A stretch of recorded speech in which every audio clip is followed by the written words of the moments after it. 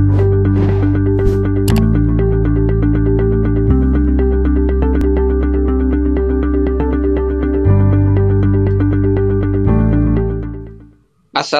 warahmatullahi wabarakatuh. Selamat pagi, selamat siang, selamat sore, bahkan selamat malam. Karena saya tidak tahu Mas sama Mbak ini kapan menontonnya. Jadi kita akan meneruskan mengenai pelajaran di mata kuliah MPPI dengan topik Ethics in Writing Journal Publication. Jadi etika dalam menulis. Ini penting sekali, ya. Sebelumnya mungkin untuk memberi gambaran lagi, kita banyak ada publikasi international jurnal, national jurnal, konferensi, dan national conference. Ya. Di beberapa video yang lalu, ya kita sudah mendiskusikan bagaimana mensubmitnya, bagaimana menjadikan suatu publikasi. Tapi jangan lupa, kali ini kita akan membahas mengenai etika. Karena kadang-kadang karena kita mengejar target, maka kita lupa akan etika. Lalu saya juga sudah pernah memperkenalkan apa itu lembaga bank indeks, ada Scopus, Sinta, akademik, dan sebagainya. Silakan nanti dilihat di video-video sebelumnya.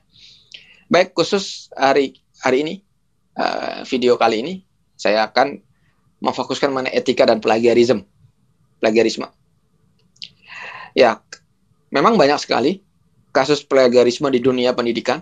Nah, ini beberapa contoh, ya, baik di luar negeri maupun di dalam negeri. Ya, di luar negeri ini banyak sekali pejabat yang sekelas menteri, ya, karena ternyata ada beberapa karya tulisnya waktu mereka sekolah itu sama. Ya, karena padahal mungkin tidak sengaja, ya mudah-mudahan tidak sengaja. Kalau sengaja nggak boleh, kalau sengaja lebih parah lagi. Nggak sengaja aja kena delik plagiarisme. Nah, ini ada juga doktor yang dicabut, ya, karena ketahuan plagiarisme. Ada yang rektor yang diminta mundur, diberhentikan, dan seterusnya. Ada juga guru besar yang dicopot. Jadi memang untuk lulus kita perlu publikasi, ya. Tetapi publikasi kita yang bersih, yang sesuai dengan etika, itu yang kita harapkan. Dan distribusi kasus etika di Elsevier, ya. Ya, ini kita ambil data tahun 2012 sih, walaupun mungkin agak berubah, tapi ya enggak, inilah.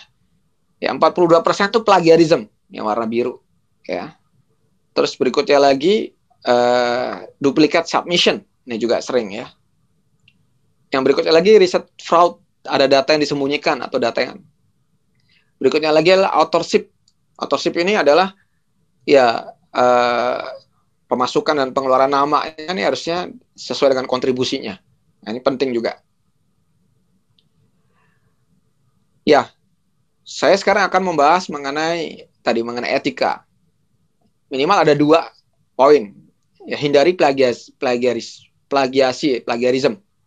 Pengutipan kalimat tanpa referensi, penggunaan data hasil penelitian lain tanpa referensi, penggunaan ide penelitian lain tanpa referensi. Lalu berikutnya lagi yang sering dilakukan, yang kesalahan terbesar adalah falsifikasi data. Pengubahan data yang tidak sesuai dengan aturan statistik, ya, dengan tujuan mungkin, mohon maaf, agak manipulatif. Dan berikutnya lagi adalah penggunaan data fiktif. Ini lebih berbahaya lagi. Maka kita punya moto, ya, sebagai peneliti adalah jujur, kerja keras, dan terbuka. Plagiarisme. Apa yang dimaksud dengan plagiarisme dan apa yang bukan? Ya, ini banyak sekali, ya. Ada jualan tesis, jualan apa. Ya, kadang-kadang ada skripsi.com. Wah, ini berbahaya juga di Indonesia. Dan banyaklah. Ya. Jadi plagiarisme itu adalah penggunaan ide atau kata-kata milik orang lain di karya ilmiah yang dihasilkan tanpa menyebutkan sumbernya. Ya. Comot sana, comot sini, mohon maaf. Ya. Dan mengakui bahwa itu pekerjaan sendiri, tulisan sendiri. Itu adalah plagiarisme, kata gampangannya. Ya, merupakan pelanggaran standar etika yang serius pada penulisan ilmiah. Mengkopi isi karya orang lain tanpa menyebutkan asalnya. Ini banyak terjadi, apalagi sekarang dunia digital, ya, di mana-mana kita gampang mendapatkan ini. Nah, tolong diperhatikan masalah ini. Ya. Lalu penggunaan sumber pengetahuan untuk menambah kredibilitas kita. Ya, jadi harus, ya, dan juga memilih sumber yang bagus, jurnal yang terpercaya, buku yang terpercaya, yang ini. Ya, rujukan digunakan akan memperlihatkan bahwa tahu topik tersebut. Ya, ya contoh aja nih ya. Krishnamurti mengatakan bahwa saat ini terdapat 5 bahasa daerah yang sudah punah karena tidak pernah digunakan lagi. Nah, itu kalimat aslinya lalu di plagiarism oleh orang dan sebagainya. Contoh saja. Lalu level plagiarism ini ada lumayan ya, ada 5. Level 1, 2, 3, 4, 5. Ya, yang paling bahaya level 5 ya, verbatim. Jadi copy paste beneran semuanya. Tapi itu jarang terjadi ya. Atau paraphrasing tapi nggak tepat. Ataupun apa dan sebagainya. Silakan dilihat, banyak nih kode etik IEEE, kode etik macam-macam ya, kode etik yang diterima di ini mengenai dalam penulisan paper, dan setiap jurnal biasanya punya kode etiknya. Jadi sangat penting. Lalu bagaimana cara menghindari plagiarism? Ya, perlu banyak membaca paper untuk melihat paper similarity, sehingga waktu kita mensintesis suatu kalimat mungkin bagus tapi tidak mencontoh orang lain ya. Lalu indikasikan material yang digunakan dengan quotation marker atau identitasi dan tulisan referensi lengkap. Selengkap-lengkapnya kalau bukan punya kita beritahu bahwa kita ini adalah kita meminjam ini dan kita ada namanya paraphrase dan sebagainya. Apalagi kalau jika materialnya belum dipublish ya, mencuri ide orang itu lebih berbahaya. Minta izin tertulis, harus minta izinnya tertulis. Ya, sebaik-baiknya semuanya izinnya dengan tertulis.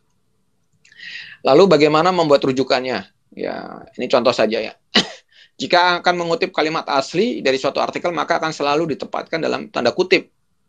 Ya, atau nanti di apa kan? Di paraphrase atau jadi aktif pasif dan sebagainya. Ya, ini silakan nanti dilihat lebih detail lagi. Ya, ini kan pelajaran penulisan ya. Banyak buku-buku mengenai ini. Nah, ada juga hal yang lain yaitu self plagiarism. Kalau tadi plagiarism adalah mencontek karya orang lain, self plagiarism adalah meretrieve ulang tulisan diri sendiri, menggunakan tulisan yang sama pada paper yang berbeda. Ya, menganggap bahwa literaturnya sama, background teorinya sama, isi paper enggak terlalu ini banyak yang sama, materi latar belakang yang berkualitas akan meningkatkan kesempatan untuk diterima di jurnal. Ya, karena memang apalagi kita orang Indonesia ya, kita bukan berbahasa Inggris, kalau nulis itu kan susah untuk dasar teori yang ini dan nah itu tolong diperhatikan ya, karena nanti bisa dianggap tidak etis dan malas, bahkan lebih lagi dari itu ya. Dan paper yang ditulis beberapa nulis sebaiknya menggunakan teks baru yang ditulis sendiri ya, seperti itu ya. Meretrieve ulang pekerjaan kita nggak boleh sama, harus ada paraphrase-nya dan sebagainya. Ya, jadi publikasi lebih dari satu paper menggunakan hasil penelitian yang sama adalah tidak diperbolehkan. Ya, ini saya juga sering mengatakan nih sama mahasiswa, apalagi mahasiswa baru lah. Nggak perlu banyak-banyak lah punya publikasi, yang penting clear, beretika. Nggak usah satu topik diulang-ulang. Ya, kalau bahasanya bagus. Ya, tapi biasanya itu berbahaya. Jadi saya tidak menyarankan itu. Anda lulus MIK 1 atau 2 conference cukup. Ya, nanti setelah jadi asisten mungkin bisa nambah dan sebagainya. Anda jadi mahasiswa DIK 2 atau 3, maksimum 4 itu udah hebat sekali. Ya, sisanya saya rasa hanya pengulangan. Ya, karena ya ataupun kata-kata dari A sampai Z dirubah dari Z sampai A terus ditambah apa-apa itu boleh. Ya, tetapi sangat berbahaya dan itu tidak mendidik. Sebaiknya jangan. Ya. Tulis aja ada hasilnya dipresentasikan 1 kali. Itu cukup Anda untuk lulus. Nah, ini contoh self plagiarism ya. Nah, submit di 2 tempat, 3 tempat yang sama, abstraknya dan sebagainya. Ya. Nah, ini contoh saja ya. Baik, jadi Mas sama Mbak teman-teman mahasiswa MIK DIK, jadi penting sekali menjaga etik. Ya, setelah Anda punya publikasi, diharapkan setelah itu publikasi Anda tidak membawa efek yang jelek di kemudian hari, karena ternyata setelah dilihat ada beberapa yang salah karena melanggar etika. Terima kasih, kita akan melanjutkan di topik yang sama etika, karena kuliah etika ini kita bagi menjadi 2. Kuliah etika di penulisan paper maksud saya. Terima kasih. Assalamualaikum warahmatullahi wabarakatuh.